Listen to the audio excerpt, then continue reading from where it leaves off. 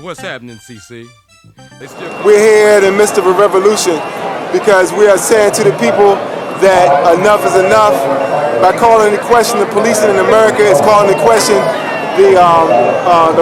America's foreign policy. It's calling into question how we do business. It's calling into question the entire system of capitalism.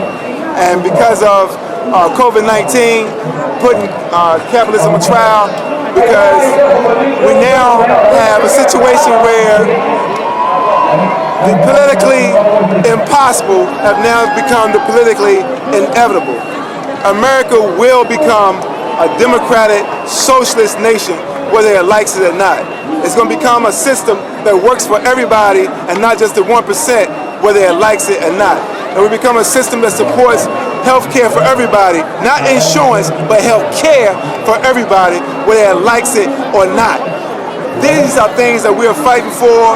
These are things that are on the table, and until we get those, it will be no peace without that justice. And I'm just glad to be alive and young enough to participate during this fantastic change that we're living in. Martin Luther King talked about it in his letters in Birmingham jail of creating a crisis situation. Malcolm X talked about it by any means necessary.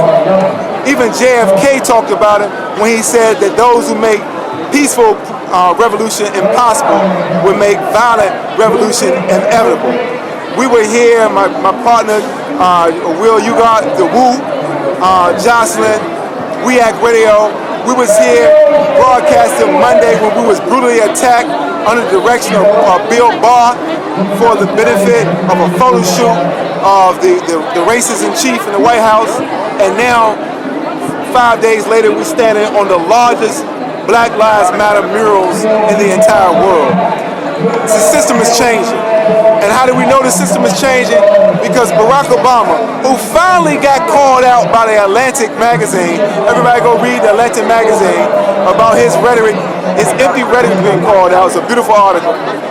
But he made an empty speech this week that completely ignored the violence on the part of police. He made it a point to avoid calling the protesters thugs because it's been a very diverse audience. But he called the thugs, he called the Baltimore uprising thugs, but he made sure he didn't call the D.C. protest uprising thugs.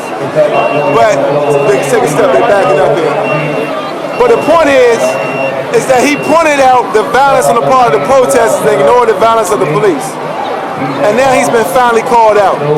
Whereas our former president, Jimmy Carter, spoke truth to power. But Obama did not. And the fact that his speech got 1.5 million views, and We Act Radio that broadcasted all of these direct actions got 1.75 million views. We got 250,000 more views than the most popular president alive today.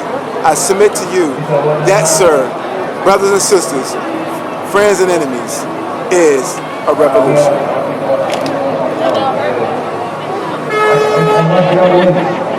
Freeman, We Act Radio, WeACTRadio.com on all your relevant social media.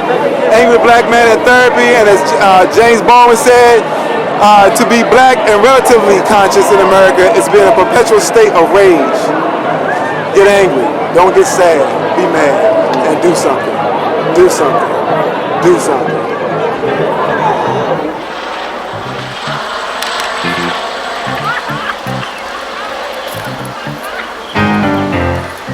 What's happening, CC? They still call it the White House, but that's a temporary condition too. Can you dig it, CC?